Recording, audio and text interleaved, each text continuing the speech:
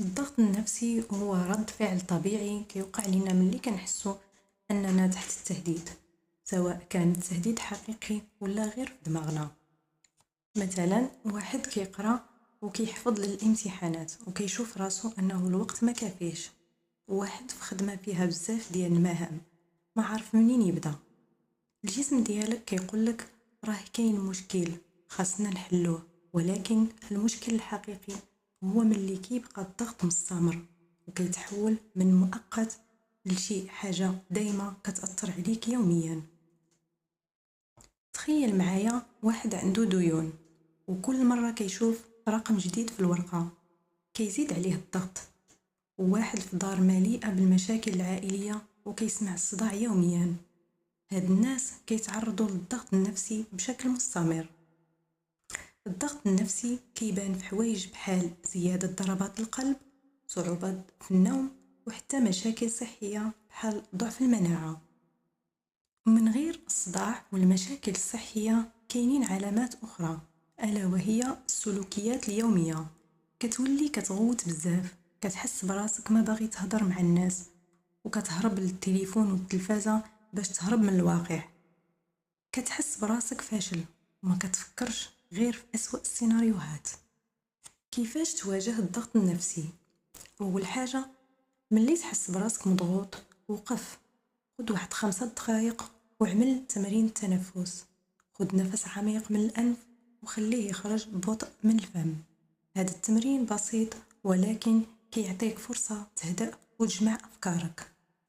نظم وقتك. الضغط بزاف ديال المرات كيجي من الفوضى. قسم المهام ديالك ونسقسي راسي شنو هو اللي ضروري دابا وشنو اللي يقدر يتسناني. مثلا اذا كان عندك شي امتحان فركز على اهم المواضيع في البداية وخلي الحوايج الثانوية للوقت اللي يبقى، وبهذا الشيء غادي تحس ان الامور كلها تحت السيطرة. الرياضة والتغذية السليمة شي حاجة مهمة.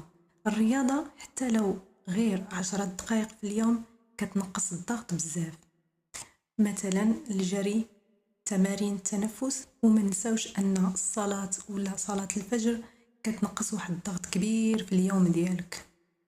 والتغذية كتأثر حتى هي، ما تكترش من القهوة والحلويات حيت كيزيدوا من التوتر. الهروب البناء. اذا كان الضغط قوي خود وقت باش تعمل الحاجة اللي كتفرحك، تفرج في شي فيلم او لا اسمع للقرآن ولا خرج تمشى في الطبيعة. خصك تعرف انه كاين فرق كبير بين الهروب البناء والهروب اللي كيزيد من المشكل. بناء عادات صحية لمواجهة هذا الضغط. باش تتغلب على الضغط على المدى الطويل خاصك تبني عادات كتقويك. التخطيط اليومي، كل ليلة اكتب شنو اللي خاصك تعمل غدا وخلي المهام واضحة وبسيطة.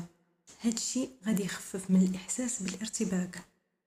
التواصل مع الناس، ما تخليش الضغط يخليك منعزل.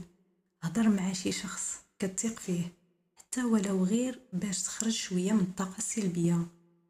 وكل أسبوع قيم شنو اللي كيزيد الضغط عليك وشنو اللي كيعاونك. هذه الطريقة كتخليك تكون واعي بالأسباب وتخدم عليهم.